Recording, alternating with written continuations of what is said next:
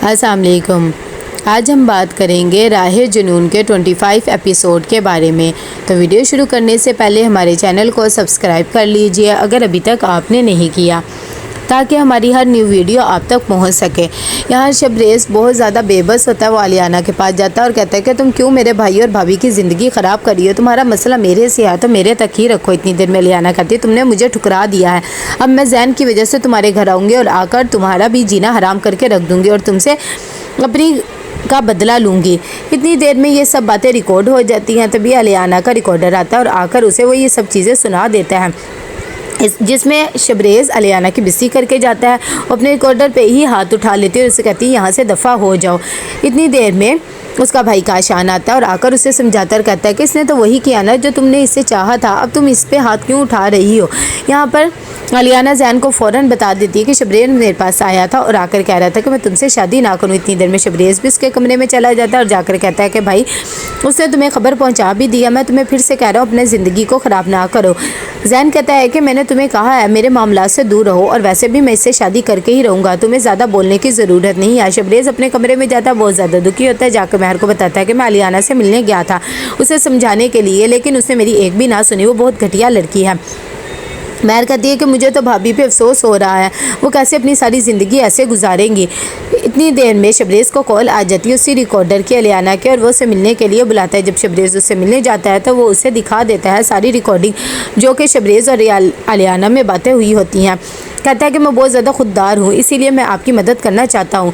यहाँ पर नताशा बहुत ज़्यादा रो रही होती है। वो जैन को समझाने की कोशिश करती है कि मैं कैसे तुम्हें किसी के साथ बांट सकती हूँ, मैं तुमसे बहुत ज़्यादा मोहब्बत करती हूँ। लेकिन जैन अपनी ही पे डटा रहता है और कहता है कि मैं आलियाना से शादी करके रहूँगा, क्योंकि तुम मुझे बाप बनने की कभी भी खुशी नहीं दे सकती। ये सब बातें सुनकर नताशा घर छोड़ने का फ़ैसला कर लेती है। महर उसे रोकती है और कहती है कि भाभी आप ना जाए, लेकिन नताशा कहती है कि अब मैं इस घर में रहने का कोई फ़ायदा नहीं। जैन कहते हैं कि ठीक है तुमने जाना है तो जाओ, डिवोर्स के पेपर मैं तुम्हारे घर पहुंचा दूंगा। अगर तुम्हें लगता था कि मैं तुम्हें मनाऊंगा तो ऐसा हरगिज़ नहीं होगा। ये सब बातें सुनकर उसके पेरेंट्स भी कहते हैं कि हमें भी ये सब कुछ ठीक लग रहा है, इसे दूसरी शादी करनी चाहिए। कि वहाँ पर शबरेज़ आ जाता है और कहता है कि मुझे आप लोगों से ये उम्मीद नहीं थी, आप लोग सिर्फ आलियाना की दौलत हथियाना चाहते हैं जो कि मेरी वजह से मिली नहीं, आप चाहते हैं जैन की वजह से मिले। मैं सिर्फ आप लोगों को कुछ दिखाना चाहता हूँ। साथ ही उसे वही CCTV फुटेज दिखा देता है जिसमें आलियाना इतराफ़ करती है कि वो ये सब कुछ सिर्फ शबरेज़ को फंसाने के लिए कर रही है। जब जैन ये हकीकत सुनता है तो उसे यकीन ही नहीं आता कि उसने इतना बड़ा गलती कर ली भरोसा करने पर। साथ ही महाजबीन और करीम भी बहुत शर्मिंदा होते हैं। दूसरी तरफ जैन जाता है और जाकर नताशा के पाँव पकड़ लेता है और उसे हाथ जोड़कर माफ़ी मांगता और कहता है कि मैं बहुत ज़्यादा शर्मिंदा हूँ, मुझे पता ही नहीं था कि मैंने तुम्हारा इतना ज़्यादा दिल दुखा दिया है, मैं अंधा हो गया था, मुझे माफ़ कर दो प्लीज़ एक दफ़ा। जब नताशा ये बातें सुनती है तो कहती है कि मैं तुमसे बहुत ज़्यादा मोहब्बत करती हूँ, तुम्हारे बगैर रहने का तसव्वुर भी नहीं कर सकती, इसलिए मैं तुम्हें माफ़ करती हूँ। महाजबीन जाती है आलियाना के पास और कहती है कि तुम्हें क्या ज़रूरत पड़ी थी कि तुमने सारा कुछ शबरेज़ के सामने मान लिया, तुम्हें कहा भी था कि फूक फूक के कदम रखो, अब जैन तुमसे कभी भी शादी नहीं करेगा। आलियाना कहती है कि ऐसा हरगिज़ नहीं होगा, वो शबरेज़ की बातों पे यकीन नहीं करेगा, आपको कोई गलत फहमी हो रही है, मैं अभी उसे फ़ोन करती हूँ, देखना वो मेरे एक फ़ोन पे आ जाएगा।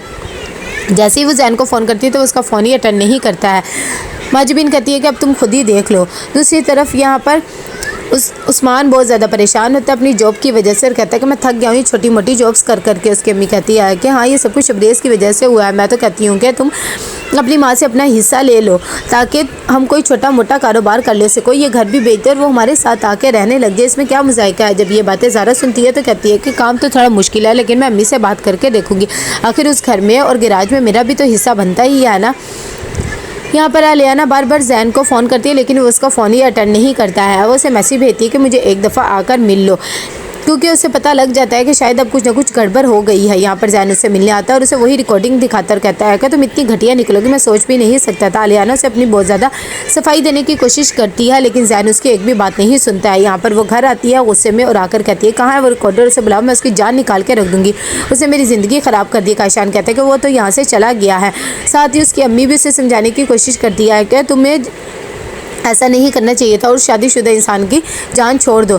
यहाँ पर महर जा रही होती है अपनी अम्मी के घर। साथ ही शबरेज़ का शुक्रिया अदा करती है कि मैं जब भी कहती हूँ तुम मुझे अपनी अम्मी के घर ले जाते हो। कितनी देर में आलियाना फ़ोन करती है शबरेज़ को और उसे कहती है कि जैन को तो तुमने शादी करने से रोक लिया, लेकिन अपनी शादी को कैसे बचाओगे, बस अब देख लो मैं तुम दोनों का कैसे बर्बादी चाहती हूँ। ये बातें जब शबरेज़ सुनता है तो उसे यकीन ही नहीं आता। खैर वो महर को कुछ भी नहीं बताता, उसे उसकी अम्मी के घर के बाहर ही उतारता और कहता है कि ज़ारा आई हुई है, मैं उसके मुंह नहीं लगना चाहता हूँ। इतनी देर में वापस चला जाता है। जैसे ही ज़ारा आती है, अंदर जाती है महर भी, तो वो कहती है कि मुझे अपना हिस्सा चाहिए, वैसे भी मैं छोटे घर में नहीं रह सकती हूँ, यह तो महलों में रहती है और उस्मान को भी जॉब नहीं मिल रही है, तो मेरे ख्याल से गराज मेरे नाम कर दो या घर मेरे नाम कर दो, क्योंकि अब मुझे अपना हिस्सा तो चाहिए। उसकी अम्मी रोने लग जाती है और कहती है कि मेरा क्या बनेगा, ये ज़ावियार की आखिरी निशानी थी, मैं कैसे ये घर बार बेच सकती हूँ, तुम्हें अपना हिस्सा चाहिए तो कुछ और कर लेते हैं। कि इतनी देर में ये सब बातें शबरेज़ भी सुन लेता है और वो कहता है कि इसे इसका हिस्सा मिल जाएगा, वैसे भी इसे हिस्सा चाहिए ना, मैं इसको इसका हिस्सा दे दूंगा। ये बातें सुनकर उस्मान कहता है कि चलो ठीक है भाई। साथ ही ज़ारा कहती है कि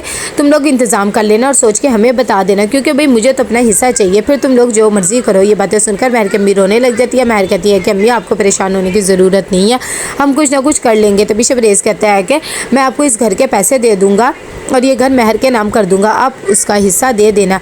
ये बातें सुनकर उसकी अम्मी बेचारी शर्मिंदा सी हो जाती है कि उसकी बेटी इस हद तक गिर सकती है। तो कैसा लगा आपको एपिसोड, लाइक एंड शेयर करके लाजमी देखिएगा। अल्लाह हाफ़िज़।